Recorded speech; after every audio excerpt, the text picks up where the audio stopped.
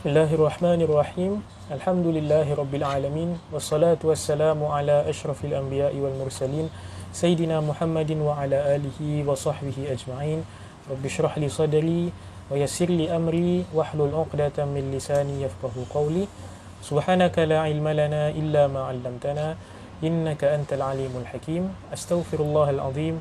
Astaghfirullahal azim. Astaghfirullahal azim wa atubu ilaih. Amma ba'd. Para jemaah yang dirahmati Allah sekalian, Assalamualaikum warahmatullahi ta'ala wabarakatuh. Apa khabar semua? Semoga semua berada dalam keadaan sihat walafiat. Dan selamat datang saya ucapkan kepada para pengikut Masjid Kampung Siglap, di mana pada sesi ini merupakan tazkirah, ya, tazkirah sempena nuzul Al-Quran. Jadi nuzul Al-Quran ni, kalau kita nak terjemahkan secara literalnya, adalah turunnya Al-Quran, penurunan Al-Quran. Jadi kalau kita lihat dekat kalender kita, okay, kalender Islam, yang mungkin kebanyakan kita ada di tangan kita, yang Muiz kasih, kan, okay, kita lihat 17 Ramadan di highlightkan, warna merah, diletakkan nuzul Al-Quran. Jadi nuzul Al-Quran 17 Ramadan. Jadi soalan yang saya sering dapat, okay, adalah, Ustaz, bukan ke nuzul Al-Quran ni pada malam Lailatul Qadar? Kan Allah berfirman, inna anzalnahu fi Lailatul Qadar, sesungguhnya kami menurunkan Al-Quran itu pada malam Lailatul Qadar.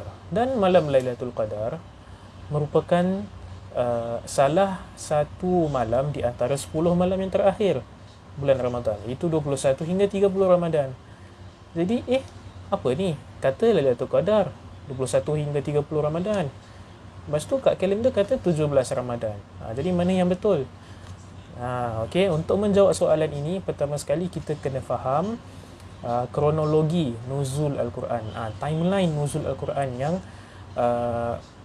yang kita sedia maklum lah. Okay? Kronologi nuzul Al-Quran tu macam mana? Jadi yang pertama, para ulama mereka sepakat bahawa turunnya Al-Quran, nuzul Al-Quran ini ada dua cara. Okay? Yang pertama adalah dengan cara sekaligus.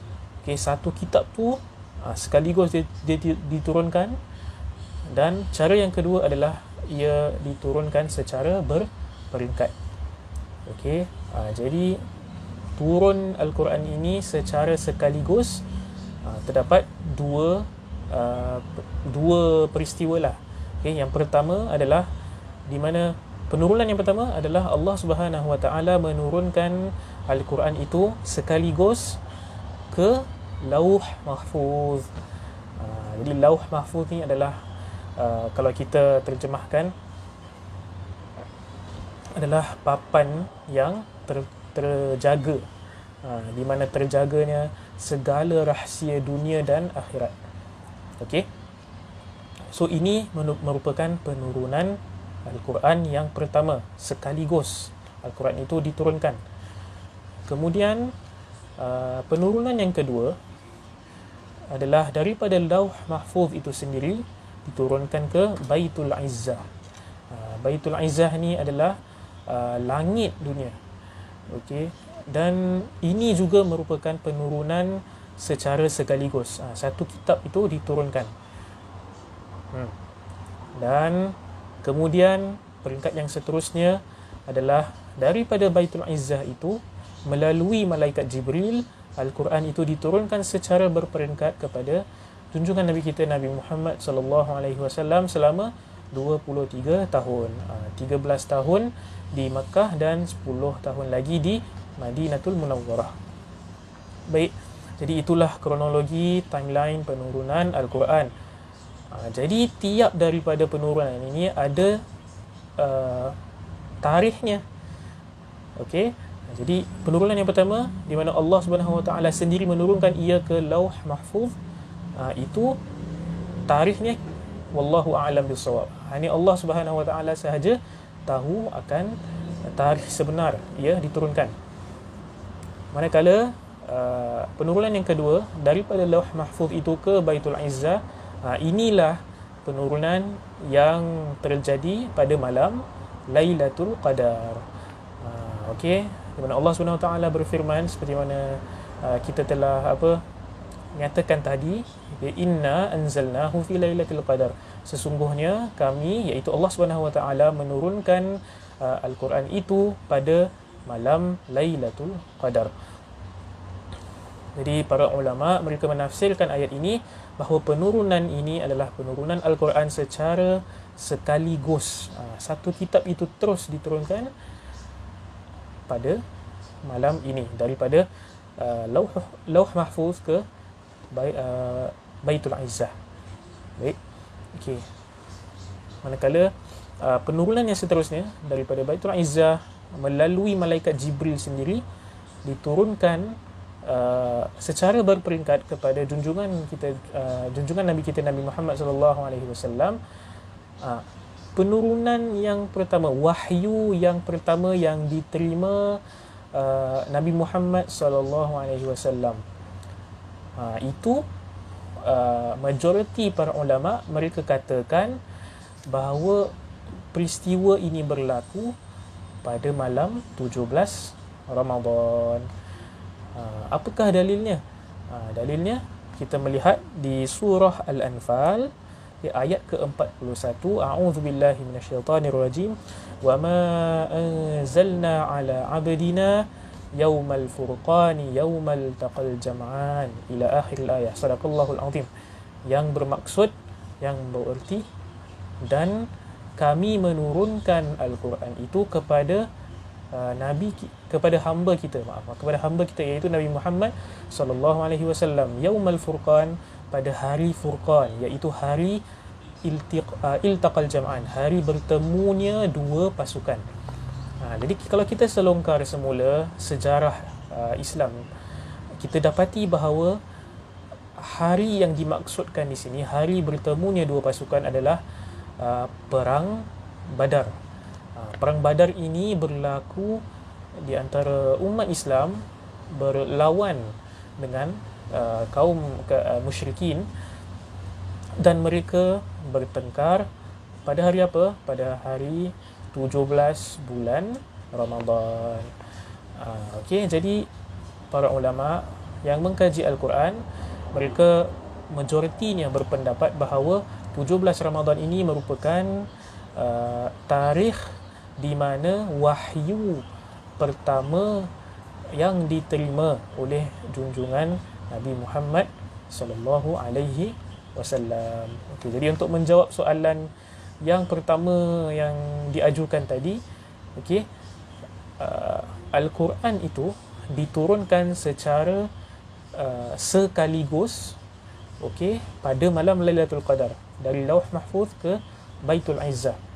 Manakala pada 17 Ramadan ia ayat-ayat pertama disampaikan kepada junjungan Nabi kita Nabi Muhammad sallallahu alaihi wasallam. Baik, jadi soalan yang seterusnya, so what Ustaz?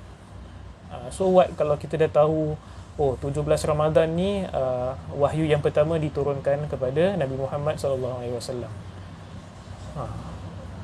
So what jadi kita dengan ilmu ini, sekarang kita dah tahu 17 Ramadan adalah tarikh atau hari di mana Nabi Muhammad sallallahu alaihi wasallam menerima wahyu ni yang pertama.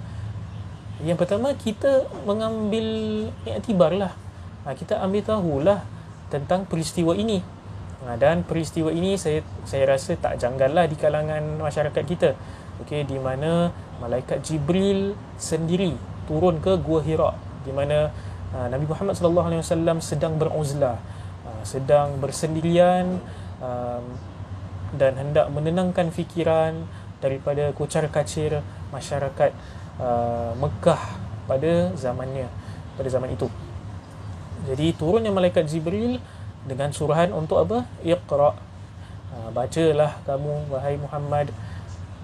Dan apakah kata-kata Nabi Muhammad SAW, ma ana biqari, aku tak tahu baca lah. Jadi, dan diulang selama 3 kali. Iqra ma ana biqari, iqra ma ana biqari, sehingga kan malaikat Jibril memeluk baginda Nabi Muhammad SAW untuk membaca. Kemudian terus Nabi Muhammad SAW mengungkap 5 ayat pertama daripada suratul Alaq. A'udzubillahi minasyaitonirrajim. Bismillahirrahmanirrahim. Iqra bismi rabbikal ladzi khalaq, khalaqal insana min 'alaq, iqra wa rabbukal akram, alladzi 'allama bil qalam, 'allamal insana ma lam ya'lam. Shadaqallahul azim.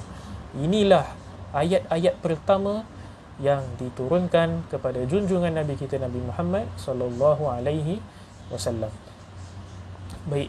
Jadi itu perkara yang pertama. Kita ambil iktibar tentang kisah ini.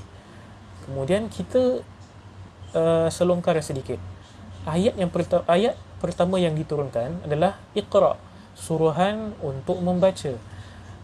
Jadi ini memberitahu kita bahawa membaca, membaca itu satu perkara yang penting, yang perlu kita amati, perlu kita laksanakan dalam hidup seharian kita. Jika kita perhatikan, tiap ilmu yang kita nak dapat, apa-apa bidang pun kita ceburi, kalau kita nak mahir, kalau kita nak faham ilmu tersebut, step yang pertama, langkah pertama yang perlu kita buat adalah apa? Membaca. Dengan kita membaca, dapatlah kita faham konsep-konsep, dapatlah kita buat apa yang patutlah. Kalau kita tak faham, kita ada guru untuk tanya dan sebagainya. Jadi membaca merupakan kunci kepada segala ilmu yang kita nak ceburilah, yang kita nak terjun, nak tahu. Kecuali ilmu yang dirahsiakan lah, yang hanya Allah saja yang tahu. Jadi selain daripada itu, apa-apa ilmu yang kita nak tahu, yang kita ceburi, perlu kita membaca. Dan juga para ulama, mereka menitik beratkan membaca ini. Mereka hanya atau mereka meletakkan atau menitik beratkan pembacaan Al-Quran di sini. So pada malam ini, mereka akan mengadakan macam halaqah untuk membaca Al-Quran, tadarus. Hatta bukan sahaja pada malam ni, pada hari-hari, tiap hari pada bulan Ramadan. Kerana itu kita lihatlah di masyarakat Melayu kita, Masya Allah, datang sahaja malam Nuzulul Quran, kita ada acara Quran Hour, yang kita lihatlah diadakan pada malam semalam kan, di Salam SDTV. Ada Quran Hour bersama beberapa asatizah, membaca Al-Quran, memahami apa yang dibaca. Dan kita lihat juga beberapa masjid, mereka adakan bacaan Al-Quran 1 hari 1 juz. Jadi ini hanya menguatkan poin yang saya katakan tadilah. Nuzulul Quran, hari di mana pembacaan Al-Quran itu dititik beratkan. Malah bukan sahaja pada malam itu, tetapi sepanjang bulan Ramadan. Kerana bulan Ramadan ini sinonim dengan Al-Quran. Jadi selain membaca Al-Quran, di antara kegiatan-kegiatan yang dilakukan juga adalah untuk kita mengambil tahu tentang Al-Quran itu sendiri. Kan bak kata pepatah Melayu, tak kenal maka tak cinta. So kita, macam mana kita nak jatuh cinta dengan Al-Quran kalau kita tak kenal Al-Quran itu macam mana?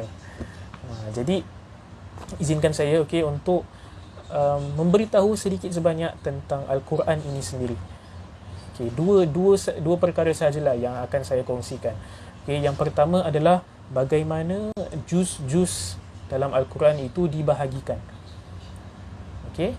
Jadi kalau kita selongkar sejarah, kita dapat tahu bahawa Al-Quran ini mula dibahagikan kepada juz, okay, apabila para hufaz, okay, mereka yang meluangkan banyak sangat masa dengan Al-Quran, mereka hendak senangkan diri mereka serta masyarakat pada zaman mereka untuk membaca serta ulang kaji Al-Quran. Okay. Dan kalau kita lihat Al-Quran itu pada juz-juz yang pertama, pada muka surat yang pertama sangat panjang surahnya, dan di muka surat yang belakang pendek pula. 3 surah muat 1 page. Kalau muka surat yang pertama, surah Baqarah, tengok berapa banyak page. Satu muka surat baru berapa ayat, tak sampai, perlu beberapa page lah baru habis surah itu. Itu yang dimaksudkan. Okey, jadi para ulama mereka lihat fenomena ini, jadi mereka nak jadikan Al-Quran itu apabila seorang itu membaca dan menghafal dan ulang kaji, dia tak hilang semangat. Okey, nak membuat demikian. Kerana itu dibahagikan Al-Quran itu yang sekitar 600 page, okay, kepada 30 juz. Dan tiap juz itu ada 20 muka surat. Dan okay, kita fokus kepada satu juz tu 20 muka surat ya. Jadi tiap juz ada 8 pecahan yang dipanggil maqra'. 8 maqra', dan tiap maqra' ini tiap maqra' mengandungi 2.5 page, 2.5 muka surat. Okey, jadi begitulah para ulama mereka membahagikan Al-Quran itu supaya Al-Quran itu mudahlah untuk kita baca, untuk kita memahami, untuk kita ulang kaji, untuk kita hafal. Jadi kita semua semangat nak buat demikianlah. Bayangkan kalau mereka letakkan, okey, hari ni kita baca surah Baqarah. Rasanya dari Zuhur sampai Maghrib kita baca. Semua hilang semangat, semua penat, kan? Jadi bila kita letakkan tiap hari, okay, kita letaklah target, okey, satu maqra' kita cuba untuk habiskan tiap hari. Jadi semangat, 2.5 page kita dah ada target yang senang untuk capai. Okey, jadi itulah sedikit sebanyak tentang juz-juz yang ada di Al-Quran. Okey. Kemudian perkara yang kedua, dan ini merupakan perkara yang terakhir yang akan saya kongsikan, iaitu bagaimana surah-surah diberi nama. Okey, jadi banyak juga sebenarnya cara, okey, macam mana surah ini diberi namanya. Jadi yang termasyhur, okey, adalah yang pertama, okey, adalah kerana peristiwa yang dicerita dalam surah itu. Sebagai contoh, kita ambil surah Al-Baqarah. Surah Al-Baqarah diberi nama Al-Baqarah, okey, kerana peristiwa Al-Baqarah, peristiwa lembu yang berlaku, yang dicerita dalam surah itu. Itu di mana kaum Yahudi, okey, mereka asyik tanya sahaja tentang lembu yang perlu mereka cari untuk sembelih.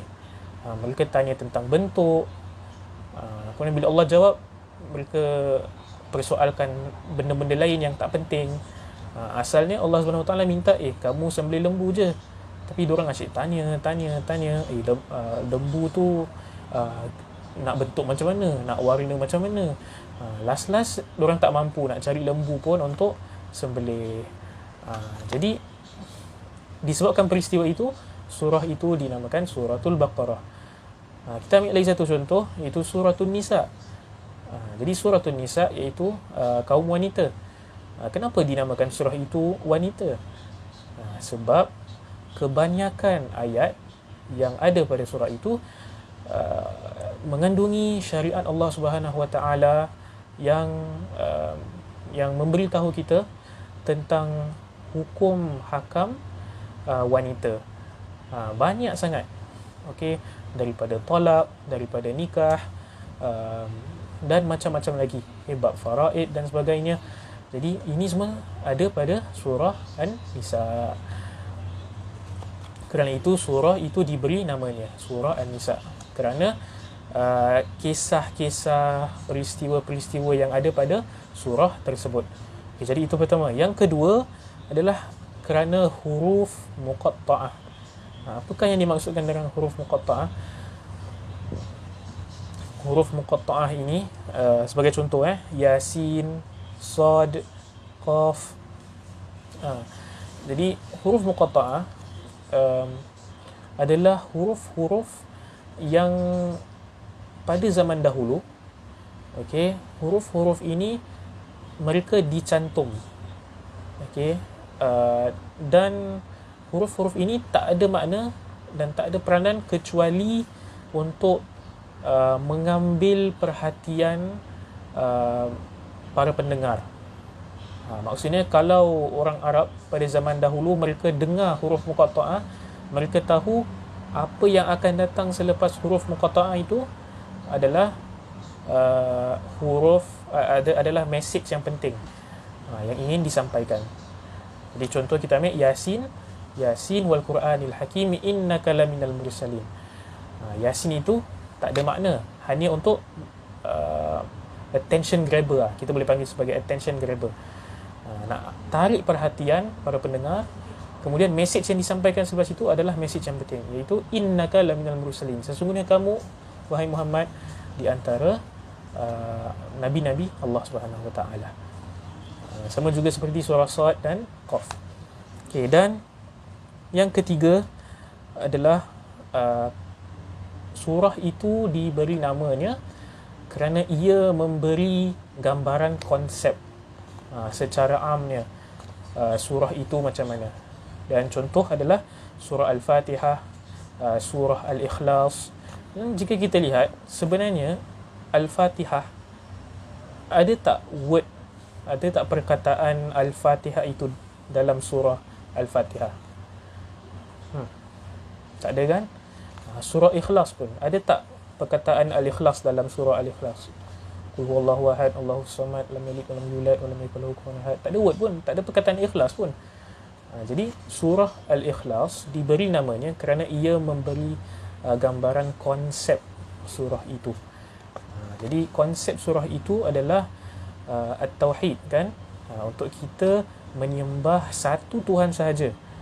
Katakanlah Allah itu satu, tak ada Tuhan selainnya, tidak melahirkan anak dan tidak diberanakkan, kan? Dan ini menunjukkan konsep At-Tauhid, untuk kita hanya sembah satu Tuhan sahaja dengan niat apa? Al-Ikhlas, dengan keikhlasan hati, tanpa menyekutukan ia dengan apa jua Tuhan. Baik. Dan Al-Fatihah juga, Al-Fatihah adalah pembukaan, kan? Introduction. Jadi Al-Fatihah ini kita dapat lihatlah, ia merupakan satu surah yang diletakkan di bahagian pertama Al-Quran. Kerana itu dia dinamakan Al-Fatihah, pembukaan. Hatta dalam tiap rakaat solat yang kita tunaikan, surah pertama yang kita baca adalah surah Al-Fatihah. Mustahil awak baca surah lain dulu sebelum surah Al-Fatihah. Kalau demikian, batallah solat awak, kena solat balik. Jadi yang poin yang saya nak sampaikan adalah kadang-kala surah itu diberi nama atas konsep yang ia membawa. Jadi itulah sedikit sebanyak perkongsian tentang bagaimana surah-surah diberi namanya. Jadi alhamdulillah, sebagai rumusan kita dapat mengambil tahu sedikit sebanyak tentang nuzul Al-Quran, dan beberapa pandangan ulama tentangnya. Jadi ia diturunkan sekaligus pada malam Lailatul Qadar, dan pada 17 Ramadan ini, ia pada pendapat majoriti ulama adalah tarikh di mana wahyu pertama diturunkan kepada junjungan Nabi Muhammad SAW. So kita gunakan peluang ini untuk kita banyakkan bacaan kita kepada Al-Quran. Okay, banyakkan kita punya tadabbur, okay, memahami Al-Quran, hafalan kita kepada Al-Quran, ilmu pengetahuan kita tentang Al-Quran. Yang telah kita kupaskan dua perkara yang penting, iaitu bagaimana Al-Quran dibahagikan kepada juz dan juga bagaimana surah-surah diberi namanya. Okay, semoga ini memberi manfaat kepada diri kita dan kita dapatlah praktikkan ilmu yang kita tahu ini dalam hidup kita, insya-Allah, amin. Jadi maaf bukan saya yang bagi horn tu, okey, tapi mungkin itu tanda untuk saya stop. Okey, jadi satu lagi perkara yang ingin saya tekankan adalah surah-surah ini kan dia diberikan nama, mesti ada sebabnya kan. Jadi para ulama mereka telah tekankan bagaimana kita perlu memahami intipati Al-Quran. Kita jangan setakat baca Al-Quran je, kita patut memahami kan Al-Quran. So bila kita nak memahami Al-Quran, paling mudah yang kita boleh buat adalah kita cuba lihat nama surah itu. Contoh surah Ali Imran. Kenapa dinamakan Ali Imran? Dari situ kita boleh tadabbur. Oh, sebenarnya demikian. Oh, dinamakan Ali Imran. Jadi nampak elemen tadabbur ini sangat mudah untuk kita capai. Paling mudah dengan kita lihat nama surah dan kita cuba ambil tahu kenapa surah ini dinamakan demikian. Baik, semoga kita dapat amalkan ini dalam hidup seharian kita, dan semoga Al-Quran menjadi sebati dengan kita, insya-Allah. Bukan sahaja di bulan Ramadan, tapi di luar Ramadan juga, insya-Allah. Wassallallahu ala sayyidina Muhammadin wa ala alihi wa sahbihi wa sallam, walhamdulillahi rabbil alamin. Subhanakallahumma wa bihamdika asyhadu an la ilaha illa anta astaghfiruka wa atubu ilaik. Terima kasih sudi mengikuti tafsirah ini. Semoga Ramadan kita Ramadan yang bermakna. Jumpa lagi di lain kesempatan. Assalamualaikum warahmatullahi taala wabarakatuh.